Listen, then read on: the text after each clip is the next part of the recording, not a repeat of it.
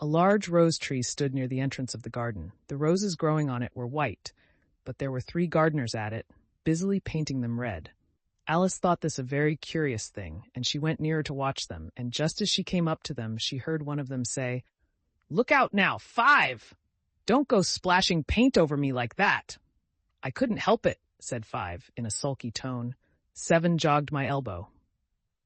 On which 7 looked up and said, "That's right, 5. Always lay the blame on others." "You'd better not talk," said 5. "I heard the Queen say only yesterday you deserved to be beheaded." "What for?" said the one who had spoken first. "That's none of your business too," said 7. "Yes, it is his business," said 5, "and I'll tell him it was for bringing the cooked tulip roots instead of onions."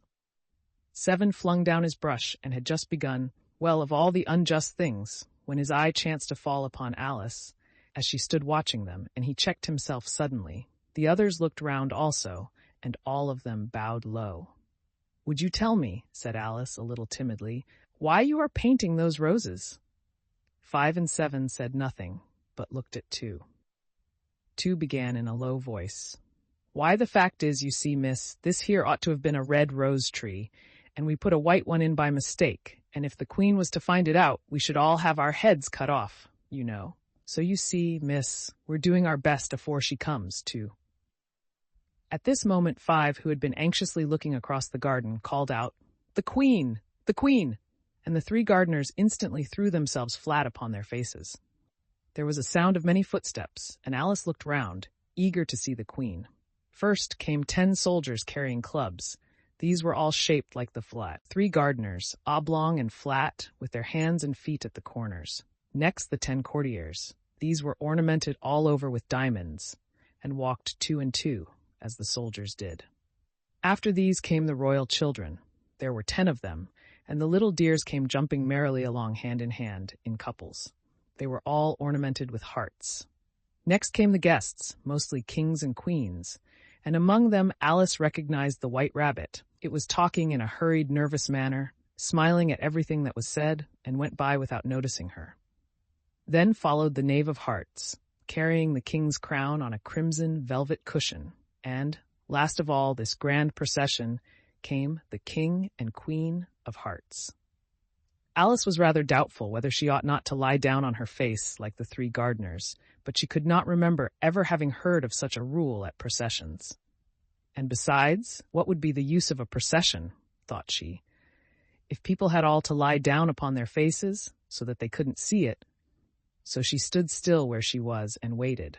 When the procession came opposite to Alice, they all stopped and looked at her, and the Queen said severely, "Who is this?" She said it to the Knave of Hearts, who only bowed and smiled in reply. "Idiot," said the Queen, tossing her head impatiently, and turning to Alice, she went on, "What's your name, child?" "My name is Alice, so please your Majesty," said Alice very politely, but she added to herself, "Why, they're only a pack of cards after all. I needn't be afraid of them." "And who are these?" said the Queen, pointing to the 3 gardeners who were lying round the rose tree, for you see, as they were lying on their faces, and the pattern on their backs was the same as the rest of the pack, she could not tell whether they were gardeners, or soldiers, or courtiers, or 3 of her own children. "How should I know?" said Alice, surprised at her own courage. "It's no business of mine." The Queen turned crimson with fury, and after glaring at her for a moment like a wild beast, screamed, "Off with her head! Off!"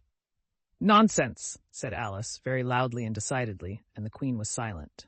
The King laid his hand upon her arm and timidly said, "Consider, my dear, she is only a child." The Queen turned angrily away from him and said to the Knave, "Turn them over." The Knave did so, very carefully, with 1 foot. "Get up," said the Queen in a shrill, loud voice, and the 3 gardeners instantly jumped up and began bowing to the King, the Queen, the royal children, and everybody else. "Leave off that!" screamed the Queen. "You make me giddy." And then, turning to the rose tree, she went on, "What have you been doing here?" "May it please your Majesty," said 2, in a very humble tone, going down on one knee as he spoke. "We were trying—" "I see," said the Queen, who had meanwhile been examining the roses. "Off with their heads."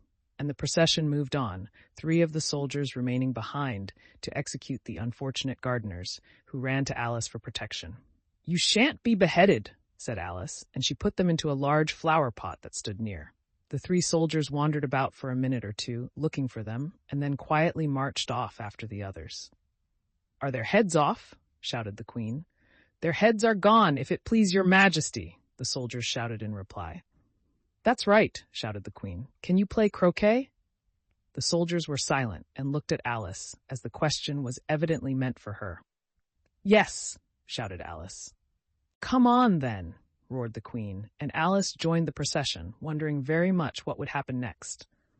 It's a very fine day," said a timid voice at her side. She was walking by the White Rabbit, who was peeping anxiously into her face.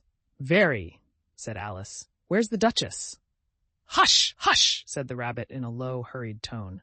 He looked anxiously over his shoulder as he spoke, and then raised himself upon tiptoe, put his mouth close to her ear, and whispered, "She's under sentence of execution." "What for?" said Alice.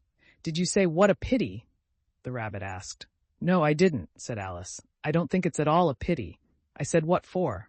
"She boxed the queen's ears," the rabbit began. Alice gave a little scream of laughter.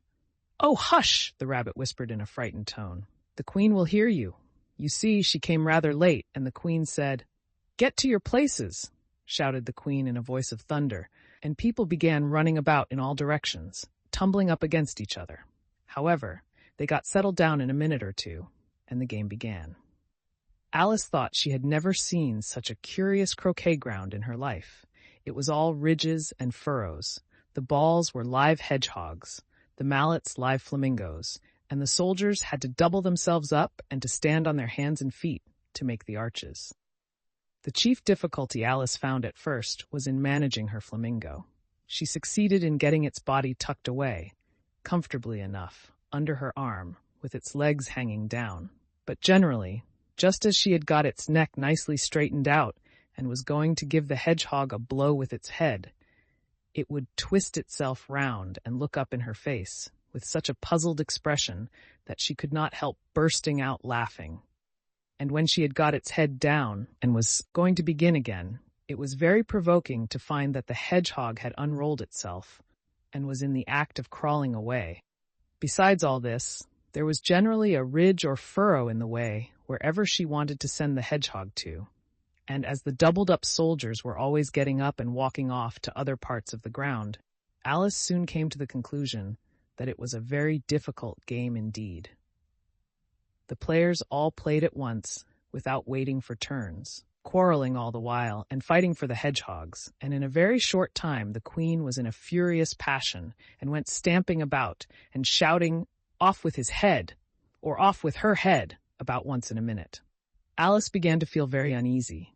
To be sure, she had not as yet had any dispute with the queen, but she knew that it might happen any minute. And then, thought she, what would become of me? They're dreadfully fond of beheading people here. The great wonder is that there's anyone left alive. She was looking about for some way of escape and wondering whether she could get away without being seen, when she noticed a curious appearance in the air.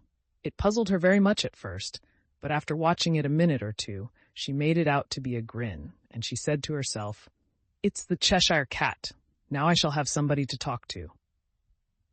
"How are you getting on?" said the cat, as soon as there was mouth enough for it to speak with. Alice waited till the eyes appeared, and then nodded. "It's no use speaking to it," she thought, "till its ears have come, or at least one of them." In another minute the whole head appeared, and then Alice put down her flamingo and began an account of the game, feeling very glad she had someone to listen to her. The cat seemed to think that there was enough of it now in sight, and no more of it appeared. "I don't think they play at all fairly," Alice began, in rather a complaining tone, "and they all quarrel so dreadfully one can't hear oneself speak, and they don't seem to have any rules in particular. At least, if there are, nobody attends to them. And you've no idea how confusing it is, all the things being alive. For instance, there's the arch I've got to go through next, walking about at the other end of the ground. And I should have croqueted the queen's hedgehog just now, only it ran away when it saw mine coming." "How do you like the queen?" said the cat in a low voice. "Not at all," said Alice. "She's so extremely." Just then she noticed that the queen was close behind her, listening, so she went on, "Likely to win, that it's hardly worthwhile finishing the game." The queen smiled and passed on.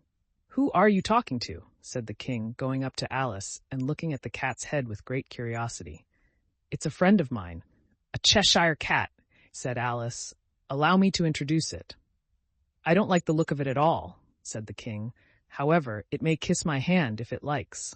"I'd rather not," the cat remarked. "Don't be impertinent," said the king, "and don't look at me like that." He got behind Alice as he spoke.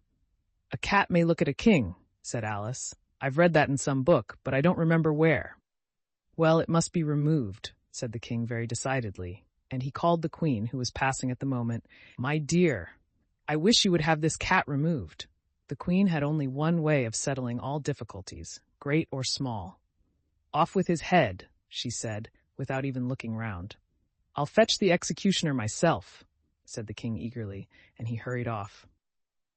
Alice thought she might as well go back and see how the game was going on, as she heard the queen's voice in the distance, screaming with passion. She had already heard her sentence 3 of the players to be executed for having missed their turns. And she did not like the look of things at all, as the game was in such confusion that she never knew whether it was her turn or not. So she went in search of her hedgehog. The hedgehog was engaged in a fight with another hedgehog, which seemed to Alice an excellent opportunity for croqueting one of them with the other.